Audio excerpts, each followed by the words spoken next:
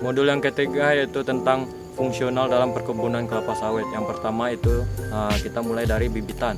Tujuan pembibitan kelapa sawit adalah untuk menghasilkan bibit yang berkualitas tinggi yang harus tersedia sesuai dengan kebutuhan tahapan penanaman. Sistem pembibitan kelapa sawit ada dua. Yang pertama single stack, yang kedua double stack.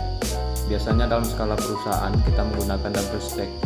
Double stack sendiri yang pertama itu ada pre-nursery dan main nursery. Untuk transplanting kelapa sawit terlebih dahulu kita mempersiapkan lahan. Adapun titik kritis penanaman kelapa sawit, yang pertama itu pancang dan jarak tanam. Pancang dan jarak tanam ini harus mengikuti pola. Kemudian pengangkutan dan penyediaan bibit. Yang ketiga, lubang tanam dan penanaman.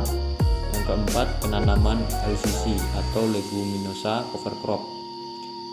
Selanjutnya, dokumentasi pencatatan penanaman. Selanjutnya masuk kepada tanaman belum menghasilkan atau TBM.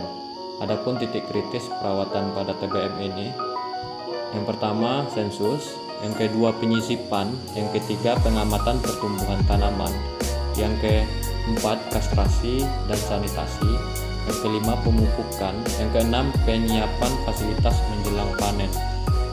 Adapun kegiatan dalam perkebunan kelapa sawit, yang pertama kali itu lingkaran pagi. Di lingkaran pagi ini seorang asisten itu menyampaikan nasihat, arahan, evaluasi ataupun motivasi kepada pekerja.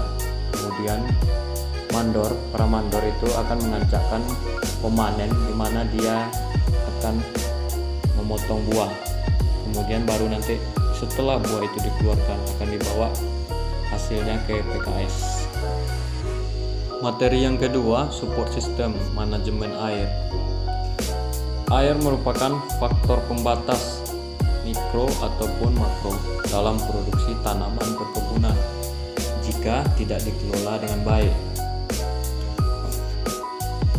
Pengelolaan manajemen air ini ada dua, sistem irigasi dan sistem drainase.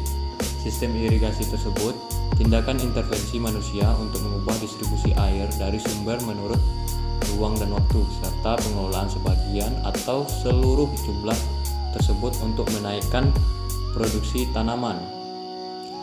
Jadi irigasi itu sendiri proses memasukkan air dari luar ke dalam lahan perkebunan sendiri. Kemudian drainase. Drainase ini lawan dari irigasi.